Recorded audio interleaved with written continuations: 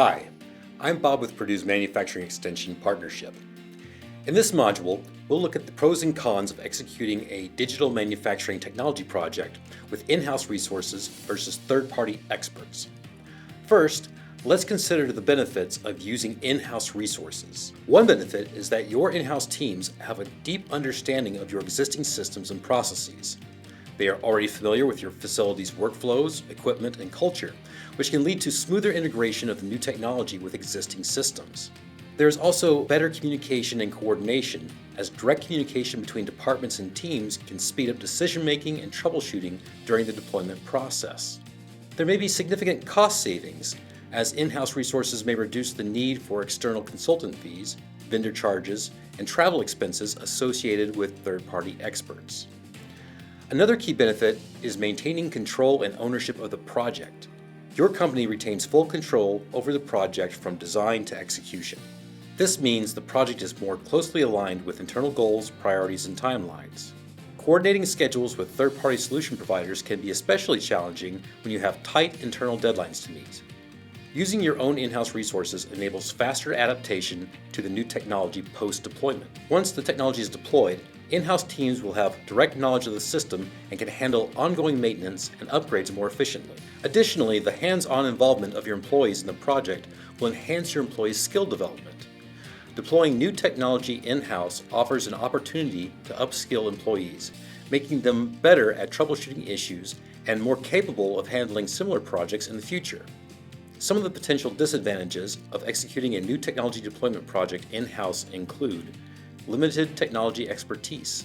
This is usually the biggest barrier because more often than not, the employees of small and medium-sized manufacturers lack the specialized knowledge or experience needed for designing and integrating the new technology, leading to much longer deployment timelines and potential deployment issues. Even if some of your employees have the right expertise to handle a new technology deployment, there may be constraints on resource availability. The team may have other ongoing responsibilities or other higher priority projects, and that could delay the new project or reduce the attention and focus it requires. Depending on how familiar or unfamiliar your team is with a new technology, the deployment project could have a longer deployment timeline than anticipated. Without the speed and efficiency of specialized experts, the deployment process could take longer as the team learns on the job and works through problems. It's the first time for your employees to work with this new technology, and they usually don't know what they don't know, which typically translates to multiple delays and scope changes. The learning curve associated with implementing new technology in-house could result in mistakes or inefficiencies, which may be costly to fix later. There's also the training and support burden to consider. The internal team must invest time in training, creating operational documentation, and providing ongoing support, which could take away from their regular duties and reduce overall efficiency.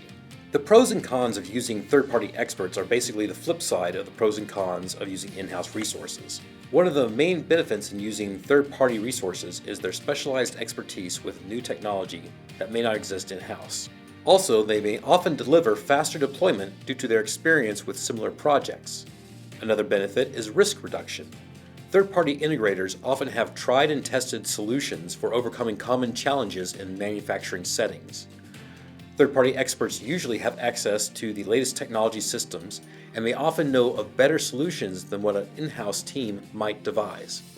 Using third-party resources also allows your employees to focus on core operations and avoid distraction from the critical task of integrating new technologies.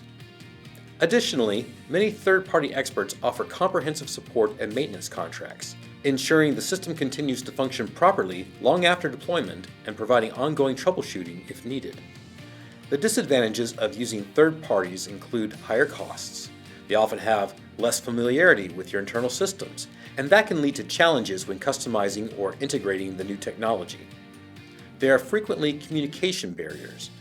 Working with third parties can sometimes lead to slower decision-making and potential misalignment between the external team and internal stakeholders. This may be especially problematic if the third party is mainly working remotely. Another consideration is long-term dependency on that solution provider. What happens if that vendor goes out of business, discontinues support, or increases their service fees? There's potential for real headaches if you choose the wrong vendor. So to summarize, in-house resources are ideal for projects where cost is a major concern, and the existing team has the time and are capable of gaining the necessary expertise to do the project.